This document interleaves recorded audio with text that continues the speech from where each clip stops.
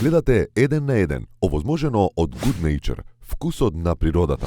Многу често помислувам, оти ми зборуваше дека го боли ногата и дека да не сум се секирала, немало ништо да му биде. Многу ми е криво зашто не го задржав уште 1 сат, дека јас го задржав реално 1 сат после емисија си правевме муабет. Знаеш, често се прашувам барем да го задржав. Уште 1 сат можеби, знаеш, немаше да се случи тоа Да утро. сменеше нешто тоа.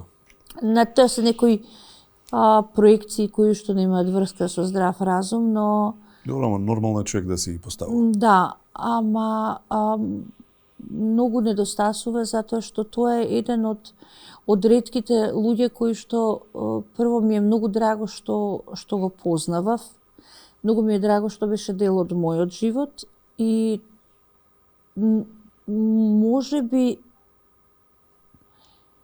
еден од ретките кој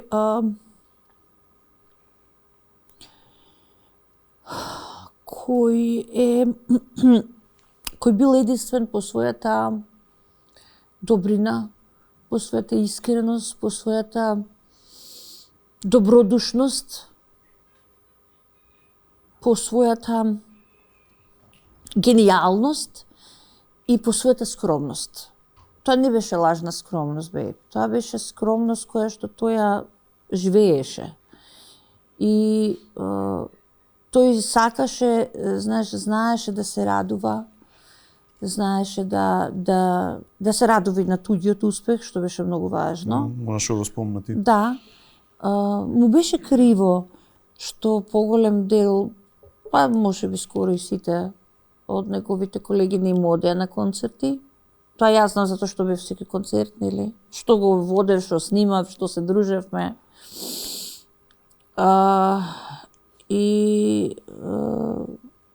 Знаеш, кога ќе видиш од какво Крушево сега стана некое место кое што сакаат да одат, но во времето кога Тоше раснеше во тој град, тоа беше каде живее Тоше после првото огледало лево.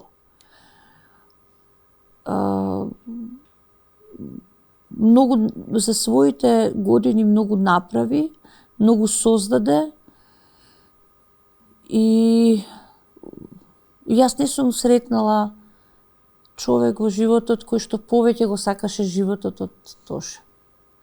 Не сум сретнала таква една радост, таква една среќа, таква една посветеност кон родителите. И сакаше да биде среќен.